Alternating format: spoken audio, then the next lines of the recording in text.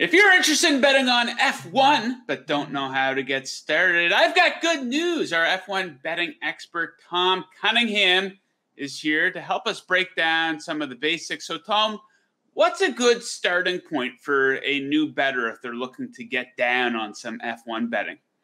Probably the most simplistic market out there, the most well-known, is also the easiest. That's the to win outright market. Who's going to win each race? Real simple. Just pick a driver to win the race. And most of the time, F1 is pretty top heavy. So you're really only considering about maybe 4 drivers at most.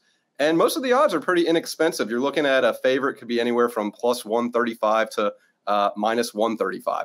So I think the outright market for F1 being such a top heavy sport is probably the easiest and most simplistic and somewhat cheapest market for new F1 bettors to test. Okay, so what other bet types are popular with F1 bettors? The head-to-head matchup is a very popular one in which you are just simply picking one driver to finish ahead of another driver in the race. The other, I would say, probably the second most popular market is the top 6 finish market or the podium result. So basically you are picking a driver to finish either top 3, which is also known as a podium result, or a top 6 finish. And the reason those are very popular is because you are able to bet on drivers that are not considered top heavy.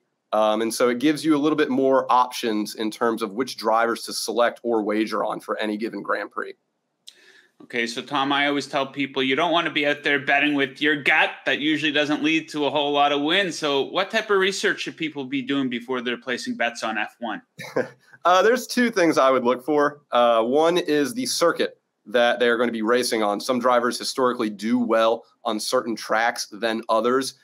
For example, Lewis Hamilton does very well at Silverstone. So there's a trend for certain circuits and drivers that perform well on them. And then the other thing you want to look for, which might be a little bit more important, is the qualifying results that are usually held on Saturdays before the Sunday Grand Prix. And the reason that's so important is because it determines where each driver will start on the grid position. And that not only dictates the odds, but it also dictates how people wager on certain drivers. So you definitely want to look for qualifying results on Saturday, really before you start making any early F1 bets. Okay, Tom, thank you for joining us. There you have it. So now that you know how to bet on F1, make sure you keep it locked on VegasInsider.com for all your F1 betting needs.